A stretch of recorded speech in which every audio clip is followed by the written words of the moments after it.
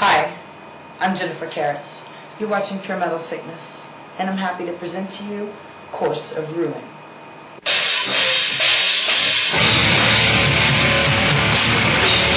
Alright, back group. I want to see one thing. Chaos. Bang your head. Put somebody around. Move.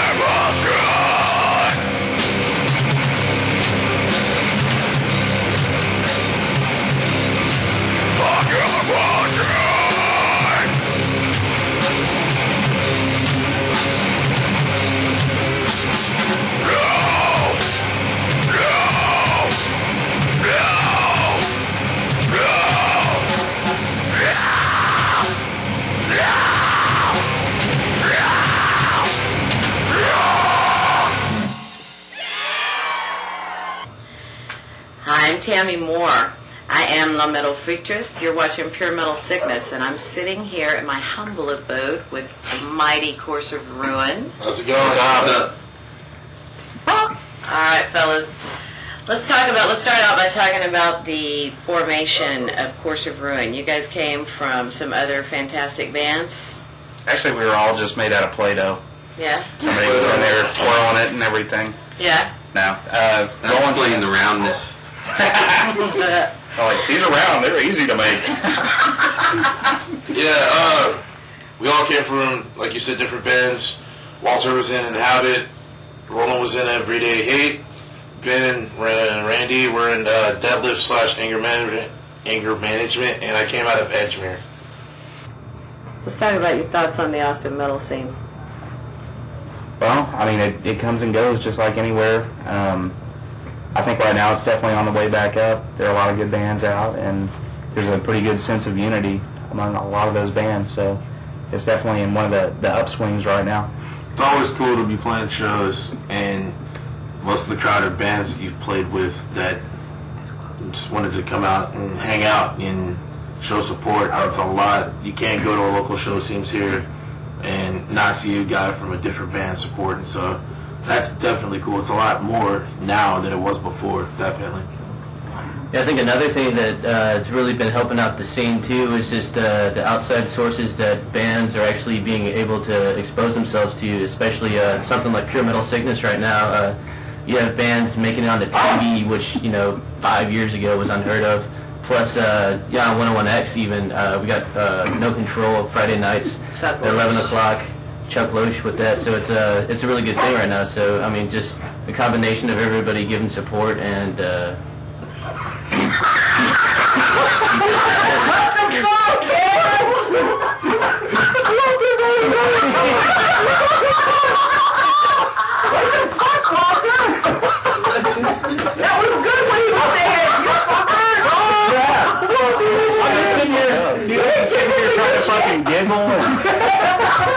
I'm silently hold it there and then Chuck Loesch for a minute.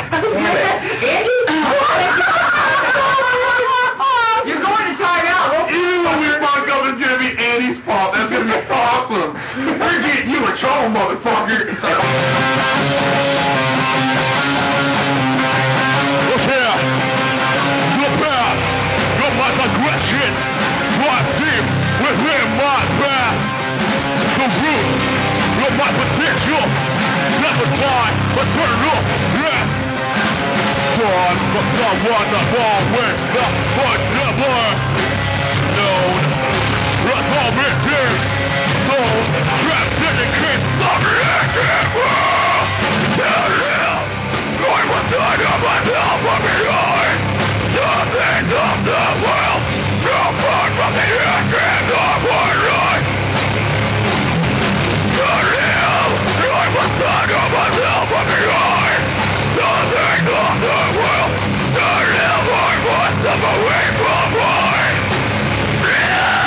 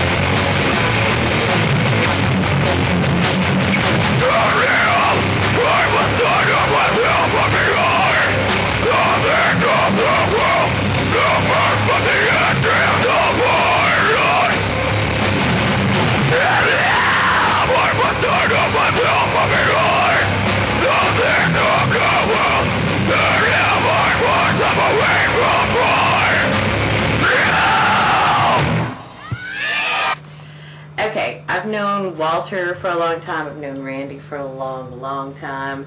And anyway, let's talk about when I first became familiar with Course of Ruin, and I started booking the back room. And our goal was, if you guys recall, that we were going to create a metal scene. And I mean, I think I'm right in saying that at the time there really wasn't a scene going on. There was, it just wasn't noticed yet. It just wasn't noticed yet. There were bands coming out of the woodwork. Like, around the same time that we came out, there were so many bands that were still up and coming. I mean, Hatchetwork was playing Battle of the Bands. Warwick was practicing right down the hall from us. You know, we were biding our time, you know, getting our stuff right, so that when we came out, it came out good. I think that was the main focus for every band, not just us. Yeah. So, I mean, as far as creating the metal scene, it was already created. It was just getting it out to make sure that we were all on the top of our game. Right. To make sure that when it came out, balls out, and that's it. So. And we talked about that back then. I mean, I can remember sitting down with you guys, with Close Hand Promise, with Casey and Diddley, yeah, exactly. And we talked about the fact that we were going to make a conscious effort to create a metal scene in this town. So let's take it from there and talk about what's happened since then. We did exactly what we pointed out to do. Our biggest focus is, you're looking at all these things that are going on, all these cities that had a scene, and it's just like, why can't we do that? That was just the main big question. Why can't we do that? And we started uniting. We started playing shows together. We started getting people out. You know, it brought Chuck with 101X. It brought you guys in Pure Metal Sickness.